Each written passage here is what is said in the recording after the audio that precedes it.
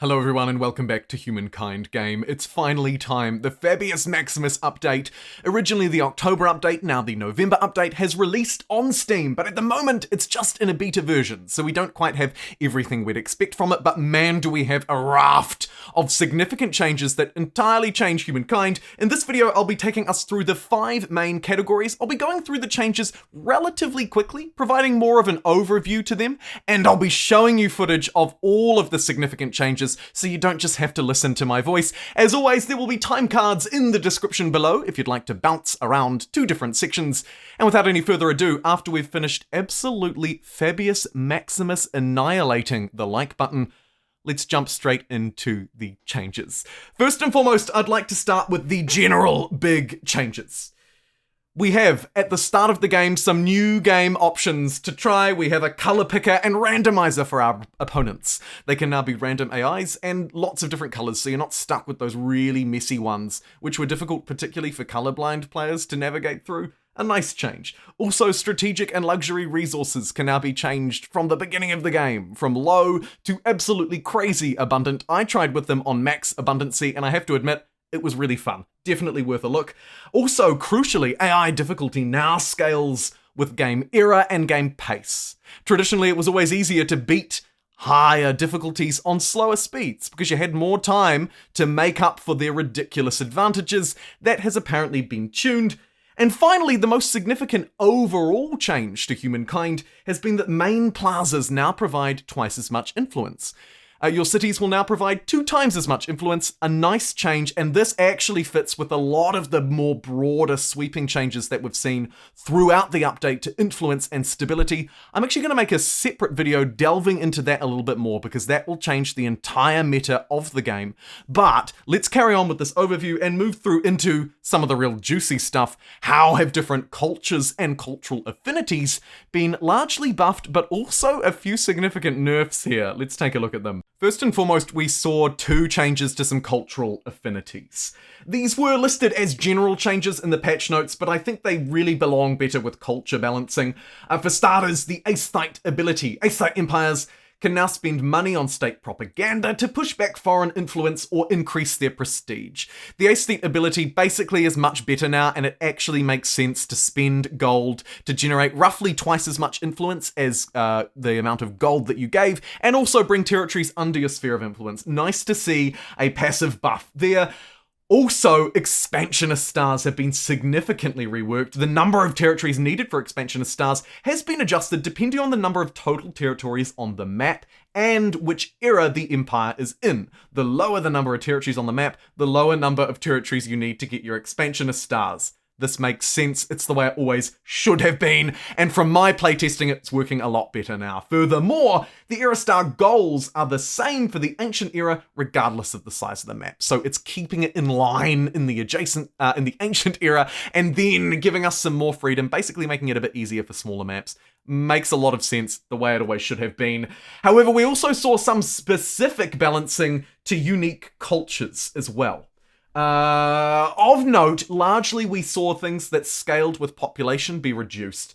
The most significant one that comes to mind for me, the French got hit with a big ban hammer. Their emblematic district now only applies an additional scientific bonus if you are using the scientific affinity, right? The science mode, quote unquote, collective minds. If you're using collective minds, you get a lot of bonus science still out of your districts. If not, they just provide a flat science bonus, roughly 2 times the size of a normal science district, give or take. It's a significant nerf to the French. You have to be using collective minds to really get the most out of their district. Of course, that actually nerfs them inadvertently over time as well, when you can no longer use collective minds. Worth noting that the French have been nerfed, the Huns and the Mongols as well. It now costs you an appropriate amount of production to build the units, including through influence. It used to be wildly unbalanced. Now to get 4 units, it requires 4 times the amount of a normal unit. It makes sense the way it should be. You also need 2 horses up from 1. The Harapans got hit with a bit of a nerf as well. Their adjacency bonus has been dropped from +3 to +2. The Khmer also lost some adjacency bonuses on their district, now providing 1 industry per population on emblematic districts and +4 adjacency per rivers. A couple of other minor changes around the sides, but one that I did quite enjoy The Romans and the Phoenicians both get a similar bonus in that their key technologies are now cheaper to research. So when you play as the Phoenicians, you get a 25% research discount on fishing and sailing, which is super good because that's how you get their unique district. And the Romans likewise get a research reduction of 25% to imperial power. That is their technology to get the Praetorian Guard. It's unlocked very late in the era, so it's nice that we can earn it a bit sooner. It's also an inadvertent buff to them because you'll get Commons Quarters a bit quicker when you're playing as the Romans too. And when you combine that with the fact that the expansion stability has been changed, the Romans are a more formidable pick. A couple of other cultures that were specifically balanced. The Turks, their adjacency bonus is now correctly set to plus 5% of district science. It used to be 300%. That was wild. Huge nerf to them, really.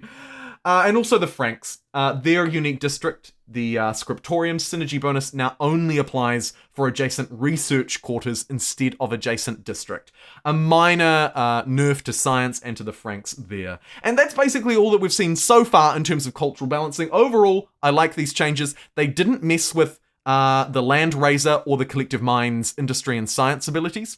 I'm unsure about that yet, but there have been some wider changes around the fringes to make those abilities less powerful. We'll have to see how that plays out. Moving swiftly along, I'd like to now talk about changes to game pacing. Largely, this plays out in the Neolithic era and then in the later game, particularly for technologies. Let's start with the Neolithic era because it's fairly straightforward. Animal layers now provide a quarter of the food they used to, down to 5, so ransacking those will provide you with less food, considerably. Mammoths are slightly stronger with 1 extra combat strength. Scouts are up and runners, and scout cavalry have a slight upkeep now from 1 gold up from what they used to be, which was 0. This should help reduce unit spam, perhaps. And finally, there's a small 5 money buff to unit upkeep to give players breathing room in the ancient era. More importantly, in terms of these changes, though, really we have to look toward the late game pacing and the late game balance. What did the late game see? Well, it's quite wide-reaching. Basically, we're seeing some mathematical changes, okay? So, first and foremost, district construction costs are going to scale different. There's now a second exponential factor to their costs when reaching higher numbers. This will make them more costly overall. They've also reinforced the strength of quadratic growth portion of population consumption. Say what?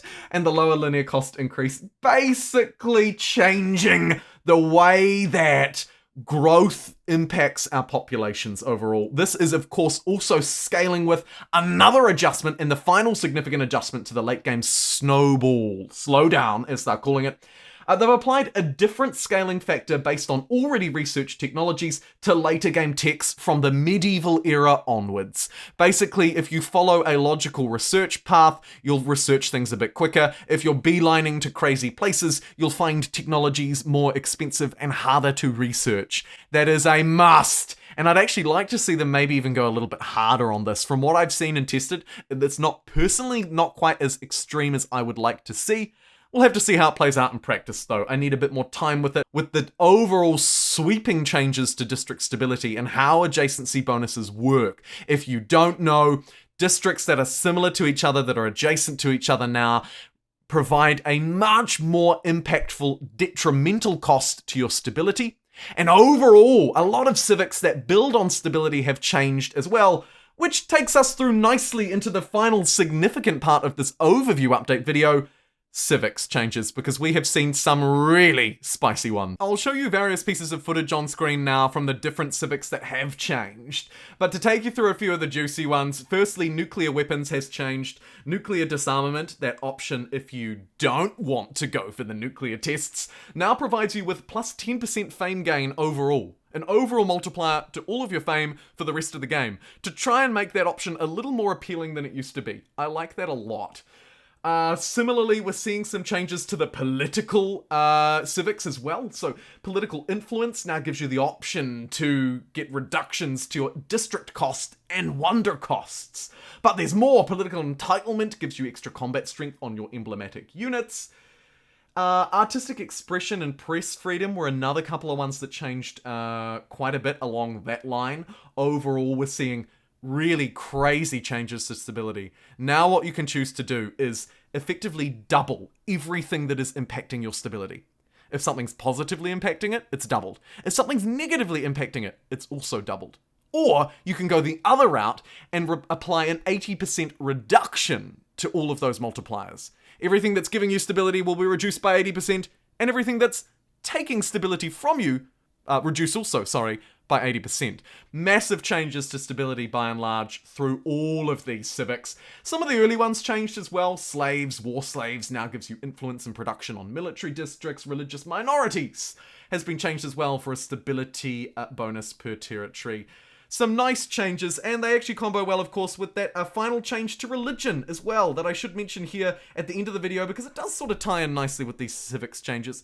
Shamanism has been changed. Now our religions, it's a closer pick, basically. You can get +6 faith on cities, or you can go +2 faith on cities and +2 faith on attached outposts, those administrative centers, bringing those decisions more closely aligned and really setting the base for some pretty impactful civic changes. This has been my overview video of the Fabius Maximus beta patch update. I will be sure to cover the update in full when we receive it in November, and the following update too. It's a huge time for Humankind news. I am absolutely blown off my feet trying to cover it all, but I'm loving it at the same time. Thank you very much for joining me, and I will see you in the next one. Which will probably be a more in-depth look at how these changes to civics, stabilities, adjacency bonuses, and district planning affect the overall meta, the overall gameplay of Humankind. Something I haven't been able to cover here, but man, it's going to be important down the line. Thanks for tuning in, and I'll see you then.